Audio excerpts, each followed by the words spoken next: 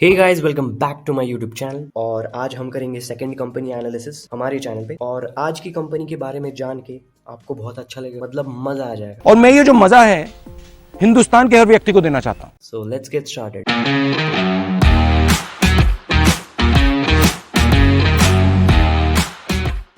Company का नाम है मोल्टेक पैकेजिंग। ये company rigid plastic packaging manufacturing company है। और सबसे खास बात, this company is market leader in rigid plastic packaging. But ये रिजिड प्लास्टिक होता क्या है? इसका मतलब है अगर लाइक प्लास्टिक कंटेनर्स, जैसे आपने देखा होगा एशियन पेंट्स के डब्बे होते हैं, फिर लुब्रिकेंट्स के डब्बे, कैस्ट्रॉल के डब्बे आपने देखे होंगे, आइसक्रीम्स के डब्बे छोटे छोटे। सो ये होता है रिजिड प्लास्टिक, और ये कंपनी रिजिड प्लास्टिक पैकेजिंग का काम। यही नहीं, अभी और सुनिए। ये कंपनी इन कंटेनर्स में लेबलिंग भी खुद ही करके दे। जो इनके कॉम्पिटिटर्स है वो कंटेनर्स तो बना लेते हैं, बट लेबलिंग करने के लिए उनको बाहर से लेबलिंग करना पड़ता है, तो उनका कॉस्ट बढ़ रहा है। तो ये एडवांटेज है मोल्टेक पैकेजिंग को, ये खुद से ही लेबलिंग कर रहा है, तो इनका कॉस्ट भी रिड्यूस। और इनके पास 35 ईयर्स का एक्सपीरियंस है इस इंडस्ट्री में। इनके 9 ISO सर्टिफाइड यूनिट्स है, और ये BSE और NSE पे पब्लिकली लिस्टेड भी। और ये कंपनी बेसिकली B2B बिजनेस में है। मतलब B2B बिजनेस मतलब बिजनेस टू बिजनेस। मतलब ये लोग डायरेक्ट कंज्यूमर्स को नहीं बेचते, ये लोग बिजनेस को बेचते, और वो बिजनेस के लोग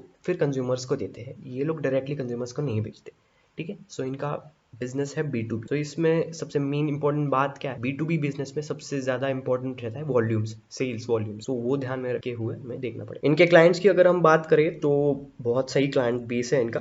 मार्केट लीडिंग क्लाइंट्स हैं इनके, जैसे पेंट इंडस्ट्री में है एशियन पेंट्स है, बर्जर पेंट्स है, अपोलो पेंट्स है। लुब्रिकेंट एंड ग्रीस इंडस्ट्री में है गल्फ, कैस्ट्रॉल, फिर Reliance industries, HP, Indian oil etcetera. और तो और फूड, FMCG और फार्मास्यूटिकल इंडस्ट्री में भी ये केटर करते हैं, जैसे कि ITC है, PNG, कैडबरी, अमूल है, फिर नेस्ले है, MTR, डेयरी डे। बहुत सारे क्लाइंट्स हैं, छोटे भी क्लाइंट्स हैं और बड़े मार्केट प्लेयर्स भी हैं इनके पास है, जो कि बहुत ही अच्छी बात। इनके मैनेजमेंट की बात करें, बहुत ही अच्छी इनकी टीम है, वेल एजुकेटेड इनोवेटिव लोग हैं इनकी टीम में। और सबसे मेन बात, मैनेजमेंट के बारे में कोई भी निगेटिव न्यूज अभी तक नहीं आया, जो कि बताता है कि हम मैनेजमेंट पे ट्रस्ट कर सकते हैं। So management is strong. इनके प्रोडक्ट्स की बात करें तो सबसे पहले पेंट सेगमेंट में इनका अलग अलग कंटेनर्स है, अलग अलग साइज कैपेसिटी के कंटेनर्स है, अलग अलग लीड्स है इनके पास। फ्लैट लीड है, CCD लीड है, 4 लीटर इमल्शन, फिर 10 लीटर इमल्शन है। फूड एंड FMCG में अगर देखें तो इनके अलग अलग कंटेनर्स है,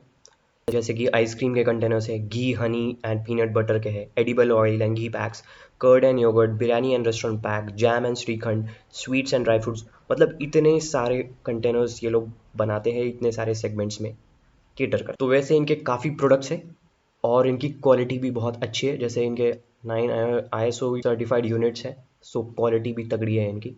और प्रोडक्ट्स भी काफ़ी सस्ते दाम पे है, इनके कॉम्पिटिटर्स के हिसाब से इनके प्रोडक्ट्स सस्ते। अब आते हैं इनके टेक्नोलॉजी। सबसे मेन टेक्नोलॉजी जो ये लोग यूज़ करते हैं वो है इन माउल्ड लेबलिंग, जो कि IML। जैसे मैंने बोला, ये खुद ही लेबलिंग करते हैं, और लाइक कंटेनर बना के खुद ही लेबलिंग करते हैं। तो लेबलिंग अलग अलग टाइप्स के होते हैं, जैसे अगर आपने देखा होगा कोल्ड ड्रिंक्स की बॉटल्स आती है, उस पे लेबल्स रहते हैं, वो चिपकाए हुए लेबल्स रहते हैं। तो उस लेबल को हम फाड़ के फेंक सकते हैं, उस पर स्क्रैच करेंगे तो स्क्रैच आ जाएगा।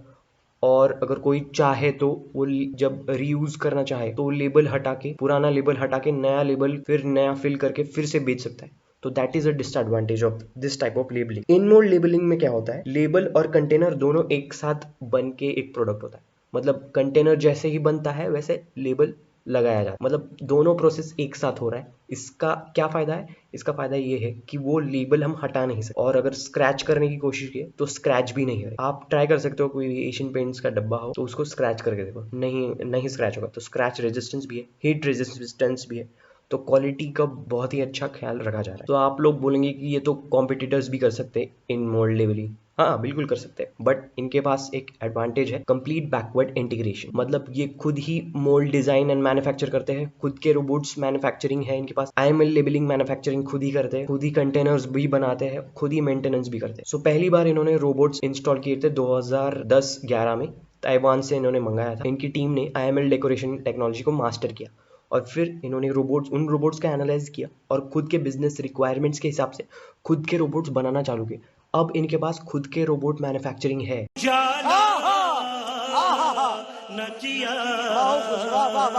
जो कि इनका एडवांटेज, सबसे बड़ा एडवांटेज है बाकी कंपनियों, बाकी कॉम्पिटिटर्स के हिसाब से। बाकी कॉम्पिटिटर्स क्या करते हैं, बाहर से, अभी भी बाहर से रोबोट्स मंगाते हैं, बट इनके खुद के रोबोट तो बहुत बड़ी बात। और एक और बात बताना चाहता हूँ कि एशियन पेंट्स जो है, इनसे जब प्रोडक्ट्स लेते हैं, इनसे जब कॉन्ट्रैक्ट लेते हैं, तो एशियन पेंट्स बोलता है इनको कि हम तुम्हारे प्रोडक्ट्स लेंगे विदाउट एनी टेस्टिंग। मतलब इतना भरोसा, एशियन पेंट जैसी बड़ी कंपनीज इन पे इतना भरोसा करती है। मतलब देखो, क्वालिटी बहुत ही तगड़ी है इनकी, तो उसमें कोई दिक्कत नहीं। और ये लोग टेक्नोलॉजी का बहुत ही अच्छे से इस्तेमाल कर रहे हैं। जैसे 3D रेंडरिंग, 3D रेंडरिंग क्या होता है? It enables creation of virtual product in 3D form just after conceptualising of packaging. मतलब क्लाइंट जो है अपना प्रोडक्ट बनने से पहले ही उसको देख सकता है in the 3D form, virtual form, और बता सकता है कि क्या क्या चेंजेस कर सकते हैं या अच्छा लग रहा है। तो this company is way ahead of time, technology का बहुत अच्छे से इस्तेमाल करे। ये कंपनी फ्यूचर है बहुत। शाबाश बेटा, बहुत बढ़िया मुन्ना। तो बहुत ही तगड़ी कंपनी है। तो इनके इनोवेशन की बात करें तो इनका इनोवेशन है स्क्वायर पैक्स। तो स्क्वायर पहले ये बनाते थे सर्कुलर राउंड पैक, फिर इन्होंने इनोवेट करके स्क्वायर पैक्स बनाए जो कि अच्छा खासा स्टोरेज बना सकता है, ज्यादा स्टोरेज मिलता है इससे। और इसकी वजह से कोरोना के टाइम, लॉकडाउन के टाइम बहुत ज्यादा हेल्प हुई है लोगों को, डॉक्टर्स को, और इनको इसके लिए अवार्ड भी मिला है। अब देखते हैं इनका एनुअल रिपोर्ट 2021। इनके ग्रोथ ड्राइवर्स की बात करें तो डिजिटल IML, मैंने पहले ही बताया IML में इनका एक्सपर्टीज है। क्वालिटी वाइज बहुत ही अच्छा है IML। पंप्स ये लोग बनाए जिसका यूज सैनिटाइजर्स में हुआ लॉकडाउन में। Capacity over 8 million pumps per month, जो कि बहुत ही बड़ा नंबर है in lockdown. And twist lock varieties, so इसमें भी लॉक वैरायटीज बहुत सारे बनाए उन्होंने, with fully automatic assembly and 100% leak testing, so leakage भी नहीं। क्यू पैक्स जो कि इनका इनोवेशन था, सैन क्यू 5 लीटर स्क्वायर पैक्स जो मैंने बताया फॉर सैनिटाइजर्स, और उसके लिए उनको अवार्ड भी मिला था। थिन वॉल्ड पैक्स जो है 15% growth in total thin wall products that cater food and FMCG customers. 15% growth इन्होंने दिलाया है इस प्रोडक्ट में।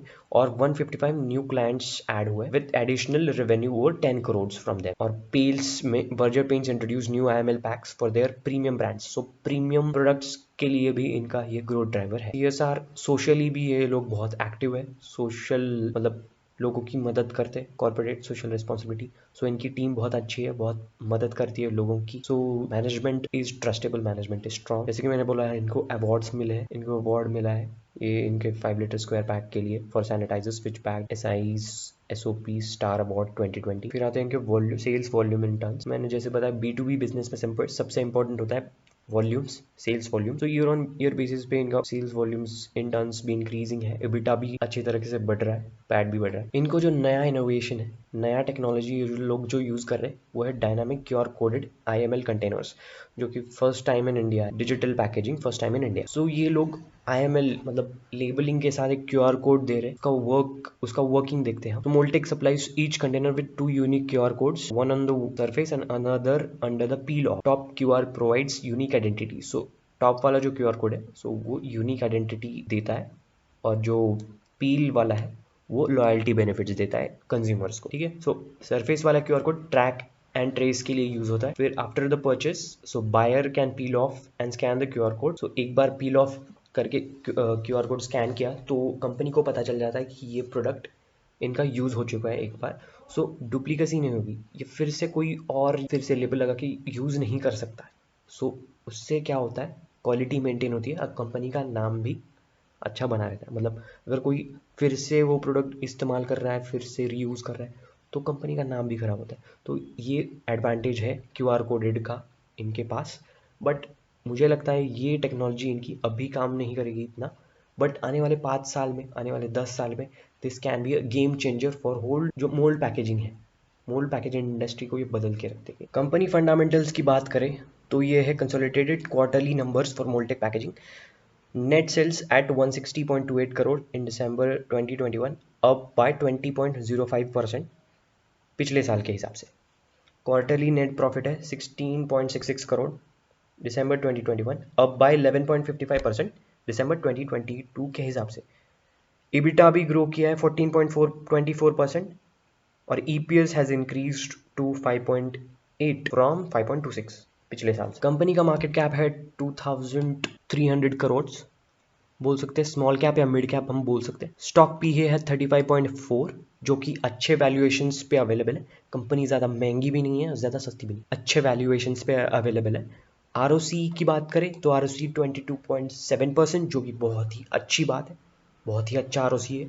आरओई रिटर्न ऑन इक्विटी 22.4 बहुत ही तगड़ा है। क्वार्टरली रिजल्ट्स की बात करें तो कंपनी अपना सेल्स अच्छी तरीके से बना रही है, सेल्स हो रहा है कंपनी में। ऑपरेटिंग प्रॉफिट भी अच्छी तरीके से जनरेट कर पा रही है, ऑपरेटिंग प्रॉफिट भी अच्छी तरीके से आ रहा है।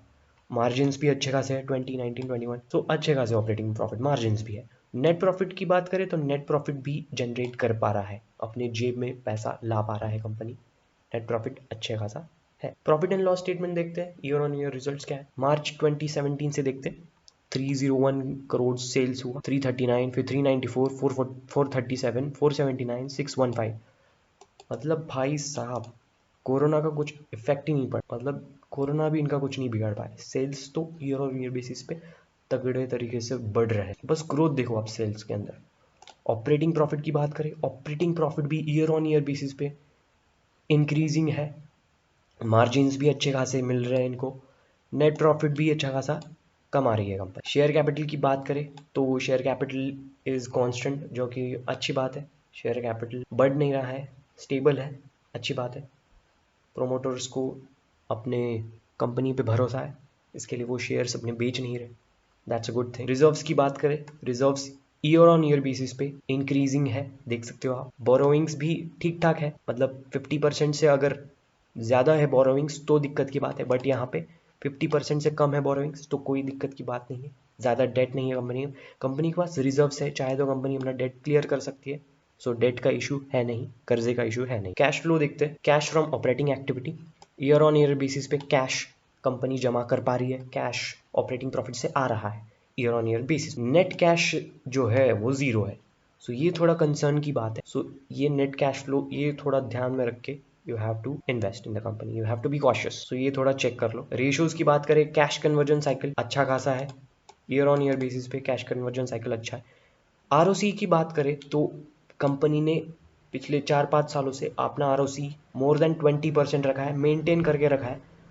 कोरोना हुआ तो भी फिर भी 20% अभाव ROC, return on capital employed बहुत ही अच्छा है। जो भी इन्होंने कैपिटल अपने बिजनेस पे लगाया उससे रिटर्न अच्छा खासा पैदा कर रहा है, उसका मतलब है आरओसी। तो शेयर होल्डिंग पैटर्न की अगर हम बात करें तो थोड़े शेयर्स इनके प्लेज्ड है, प्लेजिंग अच्छा नहीं होता किसी भी कंपनी में, बट ये जो प्लेज शेयर्स है ये एक्चुअल प्रोमोटर्स के नहीं है, ये इनके फैमिली मेंबर्स के हैं, जो कि तो इससे हमें पता चलता है कि प्रोमोटर्स ने अपने शेयर्स प्लेज नहीं किए, उनके फैमिली मेंबर्स ने किए। बट ये भी थोड़ा दिक्कत वाली बात है, यहाँ पे थोड़ा सा रिस्क है, सो ये भी चीज़ ध्यान में रखें। बट अगर आप देख सकते हो तो क्वार्टर ऑन क्वार्टर बेसिस पे ये प्लेजिंग इनका कम कर रहे हैं, जो कि अच्छी बात है, बट फिर भी you have to be careful, you have to be cautious before investing. बाकी देखा जाए तो एफ ने स्टेक्स लिए बहुत तगड़े वाले, डी भी इन्वेस्टेड है इस कंपनी में, बड़े प्लेयर्स इन्वेस्टेड है। सो ये है शेयर होल्डिंग पैटर्न। सो ये था कंपनी का छोटा सा फंडामेंटल एनालिसिस। कंपनी ओवरऑल अच्छी है, बस एक ही ये जो प्रॉब्लम था, एक ही प्लेजिंग का, वो थोड़ा सा ध्यान में रख के you have to be careful. So अभी करते हैं टेक्निकल एनालिसिस। कंपनी का नाम है Moldtek packaging limited. So chart pattern की बात करें, लॉन्ग टर्म चार्ट तो अब ट्रेंड में है, बहुत ही तगड़ा चार्ट पैटर्न है, बहुत ही अच्छे से कंपनी ग्रो कर रही है ईयर ऑन ईयर बेसिस पे, और कंपनी बना रही है हायर हाइज हायर लोज। ये देखो हायर हाइज हायर लोज बना रही है कंपनी, बहुत ही अच्छे तरीके से ग्रो कर रही है। टेक्निकली बहुत ही स्ट्रॉन्ग चार्ट पैटर्न है, और अभी प्राइस है 761 कंपनी का। शॉर्ट टर्म में देखें तो कंपनी में थोड़ी सी वीकनेस है, आज कंपनी थोड़ा पॉजिटिव में थी। सो कंपनी लॉन्ग टर्म के लिए बहुत ही अच्छी है। अगर आपको बाय करना है आप CMB पे करंट मार्केट प्राइस पे बाय कर सकते हैं।